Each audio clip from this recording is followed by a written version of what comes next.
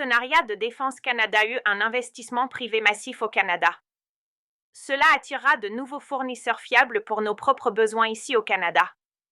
Mais c'est le Canada est le seul pays en dehors de l'Union européenne à être invité à rejoindre l'Union européenne.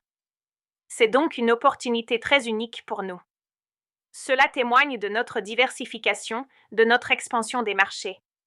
Le Canada vient de faire un geste que presque personne n'a vu venir. Un geste qui place le pays à l'intérieur du système de défense européen et réduit la dépendance envers les États-Unis.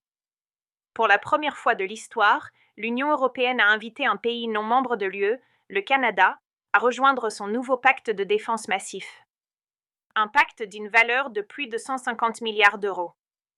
Un pacte que le Royaume-Uni a tenté de rejoindre sans succès. Et un pacte qui pourrait remodeler l'économie du Canada, sa sécurité et ses alliances mondiales. L'UE et le Canada avec ce nouveau partenariat en matière de sécurité et de défense qui prévoit cette coopération accrue dans tout le spectre de la sécurité.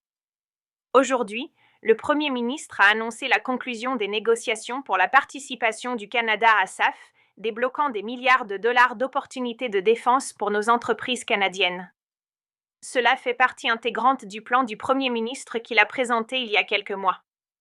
Cela permettra au Canada, par exemple, de participer en fournissant des capacités telles que des munitions, des missiles, des drones, des systèmes d'artillerie, des armes d'infanterie et plus encore.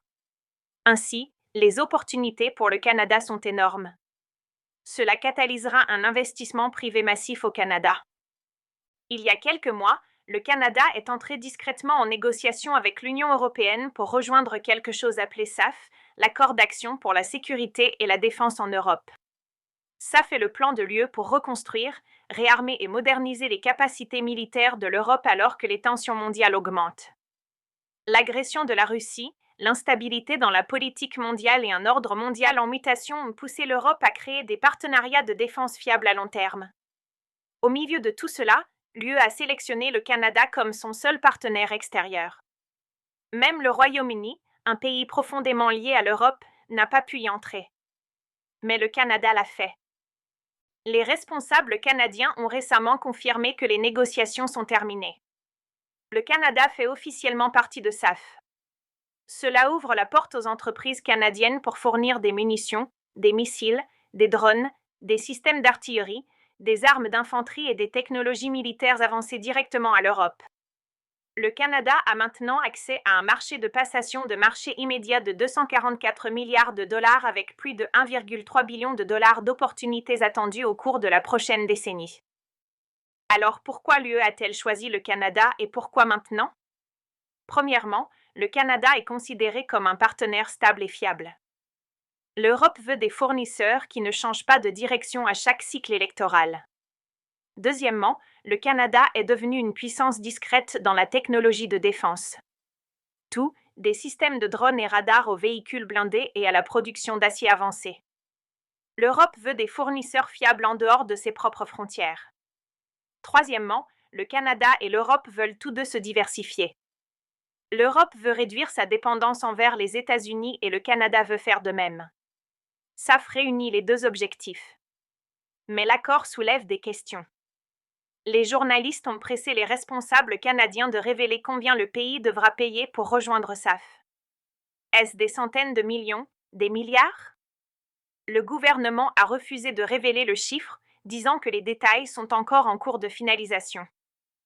Quel est le montant que vous prévoyez que nous allons payer pour rejoindre SAF? Est-ce des centaines de milliards? Des centaines de millions, pardon. Ou est-ce des milliards?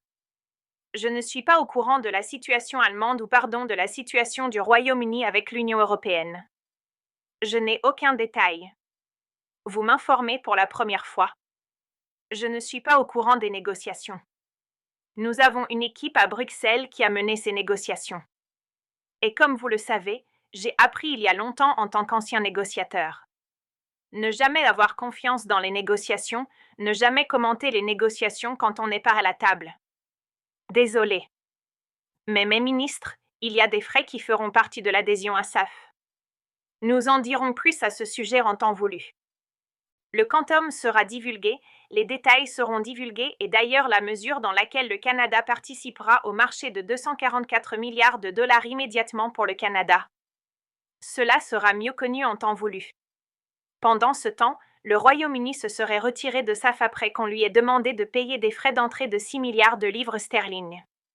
Le Canada, cependant, a été accepté et finalise encore les conditions. Les implications sont importantes. Les entreprises canadiennes de défense sont les plus grandes bénéficiaires. Des milliards de nouveaux contrats, d'investissements étrangers et de production à grande échelle créeront de nouveaux emplois dans l'acier, l'aérospatiale, la robotique, la fabrication de munitions et l'ingénierie avancée. Le Canada renforce également sa politique étrangère en établissant des liens plus profonds avec l'Europe, en réduisant la dépendance à long terme envers les États-Unis et en obtenant une position mondiale plus forte et plus indépendante. Le sommet du G20 de cette année a réuni des nations représentant 3/4 de la population mondiale, 2/3 du PIB mondial et 3/4 du commerce mondial. Et cela sans la présence formelle des États-Unis. C'est un rappel que le centre de gravité de l'économie mondiale se déplace. L'Europe bénéficie en sécurisant un fournisseur fiable en dehors des États-Unis, l'aidant à se moderniser et à se réarmer plus rapidement.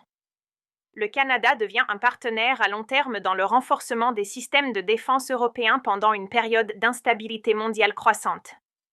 Les États-Unis ne sont pas exactement mis à l'écart, mais cet accord réduit la dépendance exclusive du Canada envers la politique de défense américaine. L'Europe offre une voie alternative et le Canada la prend. Cet accord est vraiment unique. Le Canada est le seul pays non membre de l'UE jamais autorisé à rejoindre SAF. Même le Royaume-Uni n'a pas pu obtenir cette position. C'est plus qu'une coopération économique. C'est un réalignement stratégique. Cela signale que le Canada voit son avenir lié non seulement à Washington, mais aussi à la stratégie industrielle et de défense de l'Europe.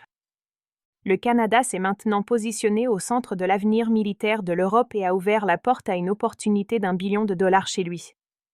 Cela marque un changement majeur dans l'identité mondiale du Canada et son rôle dans un monde de plus en plus imprévisible.